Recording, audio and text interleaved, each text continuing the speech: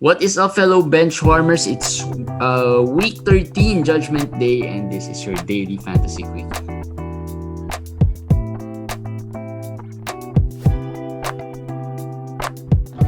What's up, guys? Week 13, Judgment Day. Hindi ko na makalimutan anong week na eh. Hindi ko na maisip eh. Kamusta, Kom? How's the week? Okay naman. My teams are doing well.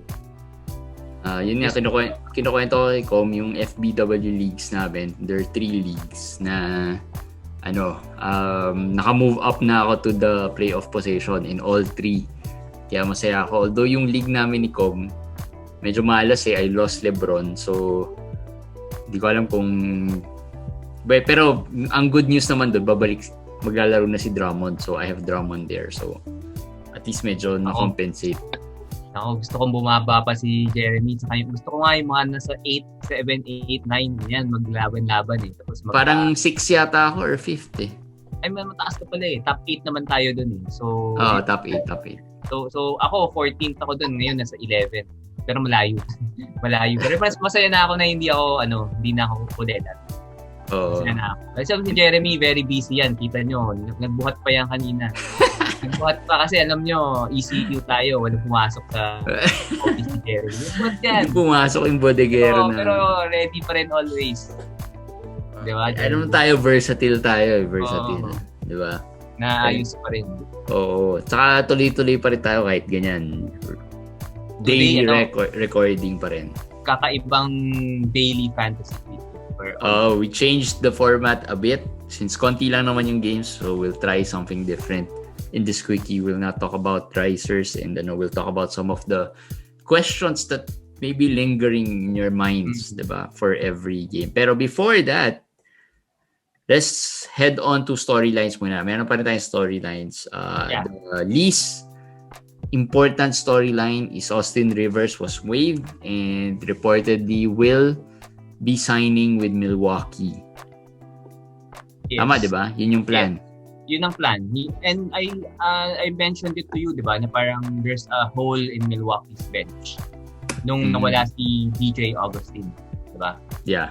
Parang sabi natin kasi Dante DiVincenzo was playing a lot more minutes because siya yung nag-backup kay Drew. So, they were looking for a point guard talaga. And I think Austin Rivers is perfect for them. Ikaw, do you think magkaka-value si Austin Rivers in Milwaukee? Is he an ad for you? Hindi, very deep na siguro if you want to add. Super deep na kasi ang dami there are a lot of players right now who are has good potential eh. Like today, RJ Hampton. Sa bagay. Kung papapiliin ka, Austin Rivers or RJ Hampton, di ba? Actually, magandang tanong yan. Ito na naman tayo eh. Maganda, nagulat ako sa binanggit mo, RJ Hampton or Austin Rivers. Let's assume na Austin Rivers goes to Milwaukee. Parang pero kung isipin mo, bench ng Milwaukee, sino ba? Wala na rin eh. Wala eh. Kaya nga si Austin Rivers, feeling ko. Tsaka may history yan si Austin Rivers. Houston pa lang, maangas na yan. Hindi. Diba? One of the yan. Siguro, I can safely assume one of the more hated players yan. Yung RJ Hampton mo nung ginawa. Wala. Baby pa eh. Kaya nga. Pero, na-injure si Michael Carter-Williams. So, sa bagay. With Orlando tanking, diba? Who would they rather play? Diba? RJ Hampton or the other guys na Kaya may potential yan. Para sa mga titos for Austin Rivers ako. Austin Rivers ako. Tignan natin. Pero, ako baka hirap eh. Kasi may value ba DJ Augustin? Dati, wala rin naman eh. Oo. Pero feeling ko kasi if Austin Rivers signs with Milwaukee, yung Bryn Forbes, baka makuha yung minutes ni Bryn Forbes eh. Kasi he's more versatile eh. I feel na parang hindi lang siya shooter. He can bring down the ball, may defense. And I think he can create. Yes. So I have a good feeling pag nag-Milwaukee to. In deeper leagues, kahit mga 16, mga 14 teams, baka makuha yan eventually pag may mga injuries. So, Austin Rivers ka over RJ Hampton? Oo. Okay. Sige, comment Tingnan kayo natin. sino sa inyo. Oo. Marami tayong pwedeng pag-commentan today in today's. Alam niyo naman kami ni Jeremy, mahilig kami sa mga walang kwentang debate. Yung mga debate about mga walang kwentang players. Yung favorite namin. Austin Kayo- Rivers or RJ Hampton, guys. Kayo, ang mga debate niyo, yung mga LeBron, Harden, sino MVP. Ano yan? Nose na yan. Oo. Interesting yan eh. Ito maganda mga debate namin dito. Oo. Comment nyo, guys. Austin Rivers or RJ Hampton ang better, FPW debate. Yan, kakaiba. For deep leagues, hindi naman namin sinasabi mga 12 teams diba? Teka lang dapat mag-Milwaukee si Austin Rivers. Pag hindi, wala yun. Assuming natin Milwaukee. Assuming. Milwaukee, okay. Kasi actually sinabi na diba na front runners daw. Front runners sila to sign him. So assuming Milwaukee, ano sa tingin nyo? RJ Hampton or Austin Rivers, better fantasy value? Yun. Okay, yung mag-comment dyan na hindi naman rosterable yan, assuming rosterable sila. For deep leagues, okay? For deep leagues to. Marami mag-Hampton kasi sabihin nila hindi naman si Doc Rivers ang coach ng Milwaukee. Hindi, pero Houston naman before nagagamit to si Rivers Sa bagay, yes. True. I mean, streamer, di ba? Worst case scenario, streamer. And right now, RJ Hampton, yung performance naman niya so far, hindi pang long-term roster. Di ba? So, yes. Okay yan. Good poll na walang kwenta. Okay. Doon tayo sa may kwenta ng konti. Gorgie Dieng was waived. Yes. Was bought out ba or waived? Waived, bought out and then signed. Okay, is going to be signed by the Spurs. Yes. So nakahanap agad ng kapalit si Spurs for LaMarcus. Now, big question is, who do you think will be a better fantasy player moving forward? Gorgie Dieng or LaMarcus Aldridge? Minsan nakakatawa yung tanong no? People will say, what type of a question is that? Pero what type of stupid question? Isn't it obvious? LaMarcus Aldridge yan. But, think about it, okay. Everybody knows how high I am with Gorgie Dieng. Kasi tatlong beses ko ata minention si Gorgie Dieng. And Gorgie Dieng in 36 minutes niya, 2 steals, 2 blocks, 12 rebounds yan. Solid talaga yan, Gorgie Dieng. Oo.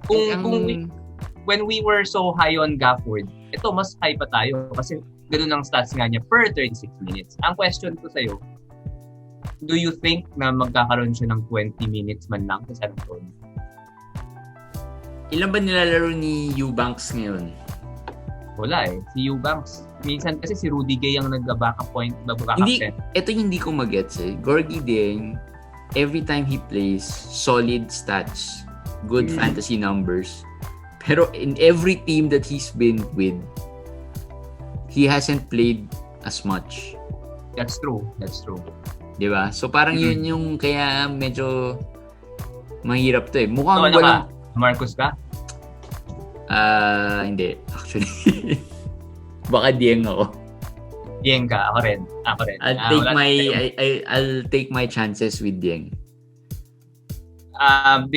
Is it because you believe in Dieng or because you don't believe in LaMarcus? Because I don't believe in LaMarcus's value sa Brooklyn. Okay. If he went to any other team, baka mag LaMarcus ako. Pero this is a very Spurs move. Alam mo yun, yung parang they let go of a player who supposedly an all-star for someone na no name. Pero yung no name technically is better than the all-star right now. If you, diba? Parang ganun Parang Nick Claxton. Nick Claxton is already better than Blake Griffin right now. Parang ganun But people will always say na it's Blake Griffin. Who's Nick Claxton? But name value na lang naiwan So this is a very Spurs move and a very good move for them. And both kami ni Jeremy, we agree. Gorgie Dieng should have the better fantasy value going forward. We haven't seen LaMarcus pa play with the system ng pero I don't see any reason kung bakit. Paano siya mag-fit doon Yes. Diba? Maybe the mid-range, pick and pop, ganyan. Siguro ganun ang gagamitin nila. Yes, correct. Pero we'll see. Pero mas saka yung rest ni LaMarcus. And actually, the funny thing is, very similar players yung dalawa. They can shoot the 3 Diba? They're not really parang post players. Although si LaMarcus mas may post presence. Pero both of them right now are basically jump shooting big men. So, yeah. Pero ang difference nila is if we talk about one facet of the game lang, offense, LaMarcus yan. But if we talk about the other side of the game, defense, Dieng yan.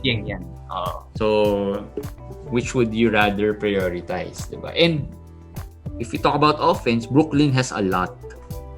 Pero si Dieng, tinalo natin yan ng Gilas. Tinalo ng Gilas yan si Dieng, kaya tayong bilib. Hindi, kaya nga si Dieng talaga, hindi ko maintindihan kung bakit hindi siya pinapalaro. Masyado. Let's see. Considering yung upside niya. Well, fantasy-wise, medyo maganda upside ni Dieng fantasy-wise. Every time may injured na center, kapag siya yung pumalit, solid yan. Sure pick up yan. Pero ngayon, since nandiyan si Potel, baka yun nga, doon ang alangan. Doon tayo alangan. Pero again, Potel can't play 30 minutes eh. Again, good point. So isang point yun. So, point for Gorgie Dieng. So, yes. And LaMarcus, we don't know how much time. Baka 20 minutes lang rin laruin na ito. Kasi we all know that most likely they picked up LaMarcus for the playoffs, diba?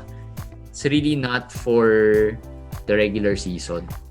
So I think kaya feeling ko medyo lalamang si Dieng because of the minutes rin and the usage. Baka better si Dieng over LaMarcus. Alright, so yun, comment nyo guys, LaMarcus or Dieng, who would you rather have moving forward? Mukhang walang kwentang debate na naman to, poll, pero baka later on, pag binalikan natin tong question na to, you will be surprised sa magiging actual results fantasy-wise. Alright, move on tayo sa biggest news of the day. Buyout news. Andre Drummond going to the Lakers. Yan. Anong ano niyan?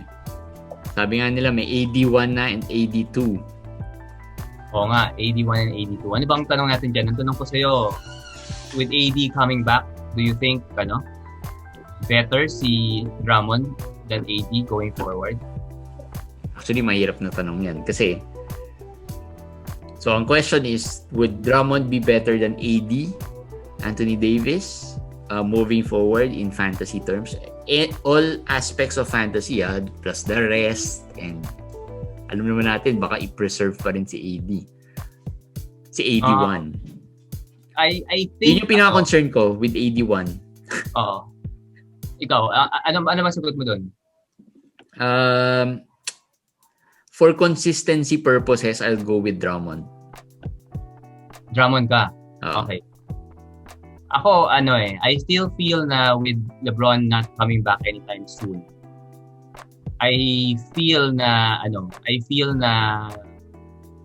medyo Drummond, medyo AD ako doon. Kasi AD is actually practicing and actually ramping up activities na. So, pag bumalik yan, I may konting rest here and there, feeling ko, pero hindi as much as we think there would be. Yun ang guess ko. So, AD ako doon. AD. But, kaya ako naman napili si Drummond kasi with Drummond coming in, and lately they've been winning. They won 2 straight na yata diba? The Lakers. There's really no rush to bring AD back. But remember, they beat Orlando kanina by only 3 points ata. And that's Orlando. And that's without Drummond.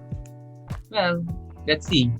So you think Drummond can make a big, big of it?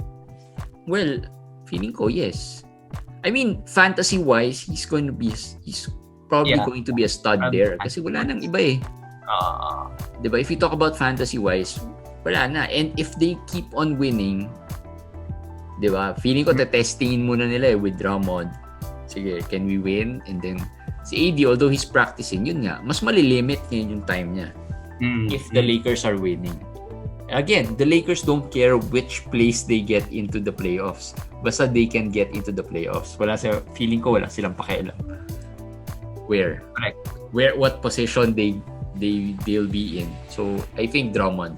Ewan ko, I'm pretty sure that's going to be a very unpopular take. Pero may point. There's a possibility naman talaga na Drummond will be better than AD going forward. Pero Jeremy's banking on the health of Drummond, which is correct. I'm banking on AD needing to carry more load even with Drummond there because LeBron is not there. So I think they can coexist, and if they coexist and play together, I think AD will outplay Drummond. And dun ako. So enough, outplay Drummond enough to rank higher. Dun okay. So again, another poll for you guys. Ito mas may kwentang poll na to, so you can comment your take kung sino ba dyan yung preferred nyo, AD or Drummond. I'm pretty sure marami mag-AD pero think about it, kung yung rest factor, kung makakatulong ba yung kay AD or hindi, diba? Kasi every time he rests, Drummond gets a boost, diba? So, yung magiging take doon. Alright, let's talk about the games today. We only had 4 games, so let's talk about each game instead of the usual risers. Phoenix versus Charlotte today. Well, we don't really care who won, pero the big thing na gusto natin pag-usapan ngayon, 2 things. First, Ayton had 14-14 again, pero medyo empty on the defensive stats na naman, which has been consistent sa kanya. Most of the games empty. Do you buy or sell on Ayton? I must sell with Ayton. He started that game very well. Medyo pumangit lang in the first quarter. You had 10 points ata. But after, parang nawala yes, Charlotte double teamed him. Pero I'm sorry, did I say a sell? I'm a buy on sell on Ayton. Buy ako. So high ako kay Ayton so buy ako kay Ayton. I think double-double niya is almost a given na every night. Yung blocks today, wala. Pero hindi ako worried. Feeling ko, ano lang yan fluky naman ang blocks Next game, baka 3 blocks agad yun. So I'm a buy. I'm really high on Ayton. Sino willing mo i-give out for Ayton? JV, Jonas Valanciunas. Tatanungin ko pa nga lang kung JV would be a good Yeah, JV ako. I'm Ayton there over JV. Sino pa bang mga bigs even Christian Wood ngayon, I'm Ayton I'm Ayton over Wood because I'm worried about Wood actually He's not gonna play again tomorrow for some illness. And yun, wala kang Houston wala silang incentive to win. DeJounte. Yeah. Even DeJounte, I'm kasi guards so baka kailangan nyo ng guards or meron kayong guards na pwede. I put Ayton just below siguro Miles Turner, mga Capella, for the big men siguro after nyo na Miles Turner or Ayton. Miles pa rin ako doon kasi I think yung 3-pointers ni Miles at yung blocks ni Miles mas mahirap hanapin ang dami kasing rebounders na lumabas ngayon. Sa bagay. Even guards even guards. Oo. So yun, buy si Cobb. Ako, I've been trying to trade for some Ayton pero for other managers, medyo mataas pa rin yung hinihingi for Ayton So, medyo buy ako. Okay, let's talk about 2 guards naman. Ito, another potentially walang kwentang poll for today. So, Chris Paul has been playing really well. I think marami pa rin he's playing beyond expectations pa rin of a lot of managers. Sometimes bordering first round value, diba? Pero another player who has surprised a lot is Terry Rozier. But top 20 na yata siya Hindi ko alam kung top 20 na siya today. Today 10 rebounds pa, 22 points and 10 rebounds. Diba? So Malik Monk, by the way, didn't play because of a foot issue. May injury. So, may injury siya. May injury din sa Malik Monk. That means halos wala na natira sa Charlotte. So kung tanungin mo ako Rozier or Chris CP3, Paul. Siguro right now with what's happened to Charlotte, mag-Rozier ako, which is surprising maybe to people. Pero I trust his health more. I trust the need for Rozier to play more. I trust the need for Rozier to do more while playing. So all of them, I think, means that Rozier has more incentive to play well, more motivation to play better and longer going forward. So I'm gonna pick Rozier, surprisingly. Hirap Worried ako Chris Paul rest of the season Yun nga. So, Rozier ka rin. Di ba? Rest. Hot take ng FBW yan. FBW hot takes. Yung rest the end of the season. Doon ako pinaka-worried kasi may league ako, may CP3 ako eh. And although mataas rank ni CP3, pero most of that rankings can be accredited to efficiency. Yes, that's a lot of those sa efficiency, diba? Low turnover, good field goal, pero not bad field goal ni Rozier. I checked field goal 47% for a point guard. Not bad diba? Lamang lang talaga ni Chris Paul ngayon is the assist Tama. So hirap baka mag-Rozier din ako. Yan. Lalo na sa playoffs. If you are running playoffs na tipong weeks 18, 19, 20 ka, yan yung mga most likely magre-rest is Chris Paul. A game or two, mga ganyan, in a week. Diba? So, baka Rozier. Weird yun, kakaiba yun pero most likely feeling ko marami mag-Chris Paul dyan. Medyo sure ako marami mag-Chris Paul. But think about that, yung rest moving forward. Alright, moving on to Portland and Toronto. Kyle Lowry injured. So ang question, and ito medyo weird yung comparison, but si Dame Lillard, sabi ko kay Ko, medyo worried ako kasi ever since bumalik si CJ McCollum, medyo either hindi maganda yung field goal ni Dame Lillard or bumaba ng malaki yung scoring niya. Today he scored a lot, but he took 21 shots, 7 out of 21 lang siya. So who are you worried more, Kyle Lowry or Dame Lillard moving forward? Ako, I'm not worried with Lillard Si Jeremy kasi matagal nang galit kay Lillard yan For our new listener. Hindi. I agree with Jeremy naman na Lillard does seem affected by CJ McCollum, which we know naman that talagang yung hot streak niya was because CJ was out. Now that he's playing again, makita mo he's deferring na ulit Yeah. So that's a factor. Pero I'm more worried with Lowry, and it's not close. Today he didn't play with a sore feet. Sabi ni Nick Nurse it's just minor. Pero yeah, it's minor. Lowry possible shutdown candidate. Possible shutdown. They lost again today. They're number 11 in the East.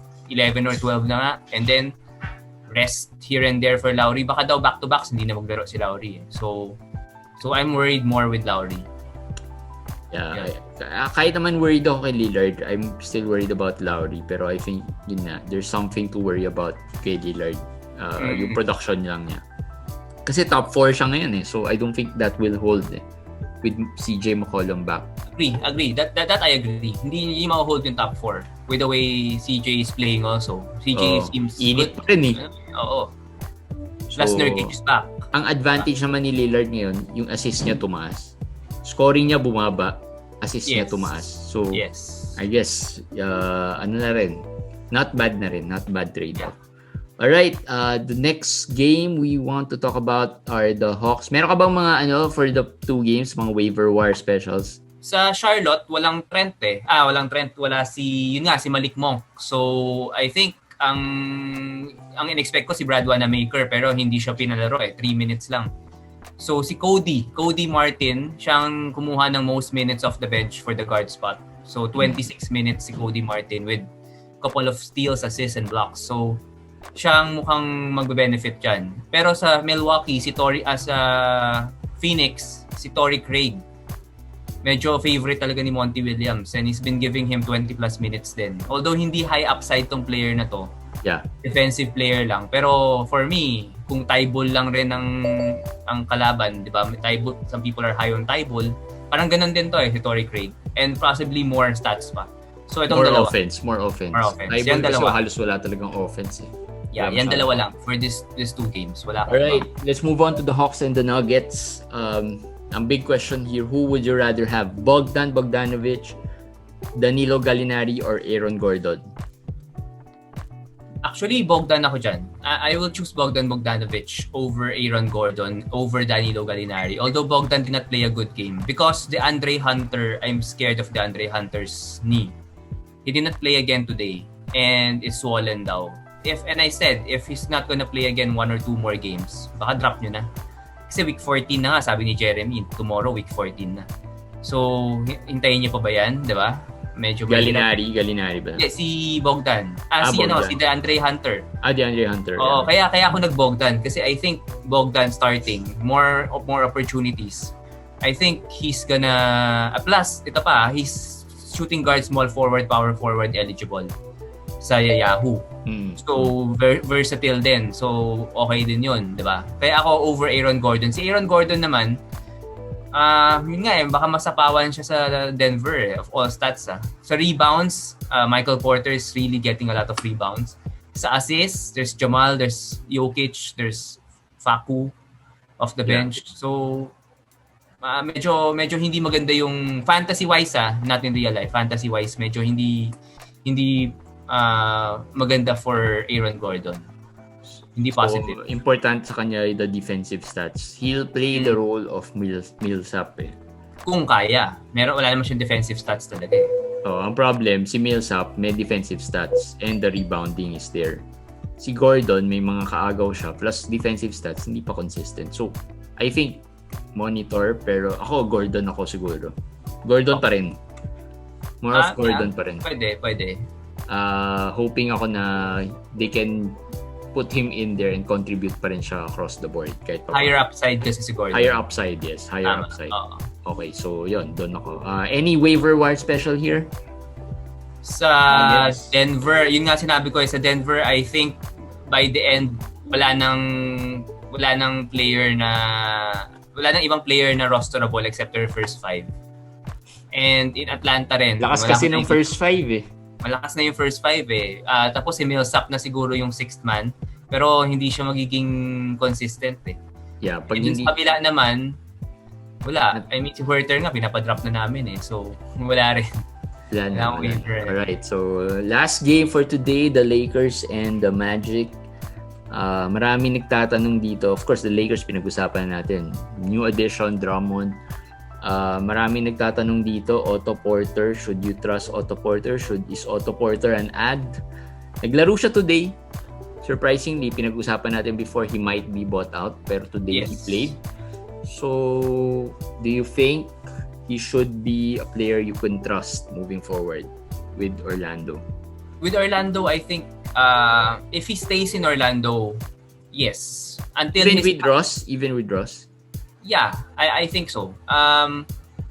As long as his body holds up, hindi siya ma-injure, which most possibly ma-injure siya. Pero as long as hindi pa siya na-injure, I think magkakaroon siya ng value naman sa Orlando. Kasi mukhang kaya niya makakuha ng 26 to 28 minutes dun by default But is he a better hold than sino Chuma? Hindi. Okay. Chuma looks to be the main guy here right now. Tsaka Bacon. Si Bacon up and down pero silang dalawa mukhang dadala. Okiki ako over Bacon. Pero any of the two, kung wala kang Okiki, then go for Bacon. Kasi these two, si Terrence Ross, hindi ako maasa will play anytime soon. Okay. And so, Cambridge. Tanong dyan is, okay, pag-usapan natin yung nangyari today. Sabi naman Wendell Carter will be eased slowly. Yeah. Which is normal for new players. Yes, I think Cambridge will still get value as a center power forward, and then Wendell Carter eventually will have should be held kasi yung value niya nandyan. Today 20 minutes, 8 points, 8 rebounds. So, 'di ba? Ano pa 'yon? Bad game pa 'yon. So he's okay. And then Mo Bamba has had 3 blocks today, double figures again. 18 to 20 minutes, deep league. Go. I think. Pwede. Or stream for shallower league. For stream, yes. If you need the blocks, siguro. Etong Orlando, you will find a lot of value. Those 3, Okiki, even Otto Porter, and Dwayne Bacon, for me, 1 or 2 of those sa team nyo is okay. Kasi, so, who would you rather have, Otto Porter or Horton Tucker? Horton Tucker? HT? Otto Porter ako. Okay. Otto Porter ako. Horton Tucker, drop nyo na yan. Kasi, even without LeBron. Actually, nabuisit nga ako kasi. Oo. Drop nyo na yan. in-stream ko siya, walang ginawa eh. Kung kailan in-stream ko, tsaka walang ginawa eh. Hindi siya nabibigyan ng enough minutes kasi the Lakers are developing him but they want to win. And they know that hindi pa niya kayang, if they want to develop him, they will lose. Yun eh. Kasi he makes mistakes. Hindi, diba? He's getting minutes naman eh. Hindi lang talaga siya per minutes. Hindi consistent minutes niya eh.